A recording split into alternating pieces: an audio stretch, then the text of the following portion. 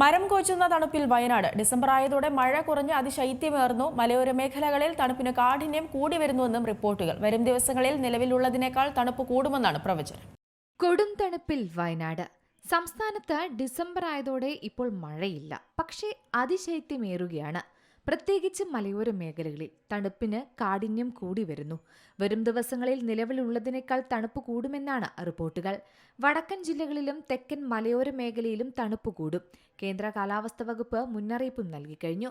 ഇപ്പോൾ മഞ്ഞിൽ കുളിച്ച് തണുപ്പേറി നിൽക്കുന്ന വയനാടാണ് നമുക്ക് കാണാൻ സാധിക്കുന്നത്. ജില്ലയിൽ ഇത്തവണ വൈകിയാണെങ്കിലും തണുപ്പ് വർദ്ധിച്ചു വരികയാണ്. പല സ്ഥലങ്ങളിലും വൈകിട്ട് 3 കഴിയുമ്പോൾ തന്നെ മഞ്ഞിൽ മൂടും, തണുപ്പും വർദ്ധിക്കും. രാവിലെയാണ് തണുപ്പ് ഏറ്റവും കൂടുതൽ അനുഭവപ്പെടുന്നത്. കണ്ണിനും മനസ്സിനും കുളിരായി അങ്ങനെ വയനാട്ടിൽ കോടമഞ്ഞ് പെയ്തിറങ്ങുകയാണ്. എതിർവശത്തു നിന്ന് വരുന്നവർക്ക് പോലും പരസ്പരം കാണാൻ സാധിക്കാത്ത രീതിയിൽ മഞ്ഞ് പുതച്ചിരിക്കുന്ന വയനാടിനെയാണ് കാണുന്നത്. കോടമഞ്ഞണിഞ്ഞ വയനാടൻ കാഴ്ചകൾ ഇപ്പോൾ സഞ്ചാരികൾക്കും പുത്തൻ അനുഭവം തന്നെയാണ് സമ്മാനിക്കുന്നത്. 10-11 മണിയോടെ തണുപ്പെല്ലാം മാറുകയും വൈകിട്ട് 4 മണി കഴിയുമ്പോൾ വീണ്ടും തണുത്ത അന്തരീക്ഷത്തിലേക്ക് പെട്ടെന്ന് വയനാട് മാറുകയാണ്. സാധാരണ നവംബർ പകുതിയോടെ തണുപ്പിന്റെ കാഠിന്യം കൂടും. പക്ഷേ ഇത്തവണ ഡിസംബർ ആദ്യവാരമാണ് തണുപ്പ് ആരംഭിച്ചത്.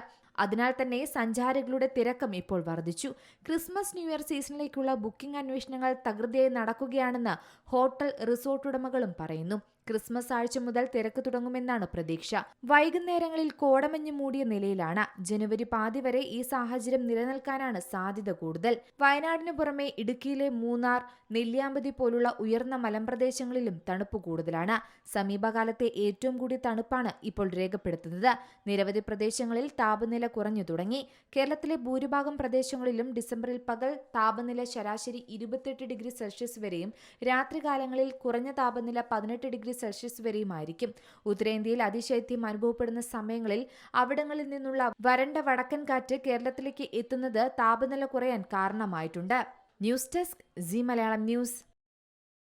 ഏറ്റവും പുതിയ വാർത്തകളും വിശേഷങ്ങളും വിരൽ തുമ്പിലറിയാൻ സീ മലയാളം ന്യൂസ് എല്ലാ ഡിജിറ്റൽ പ്ലാറ്റ്ഫോമുകളിലും ലഭ്യം.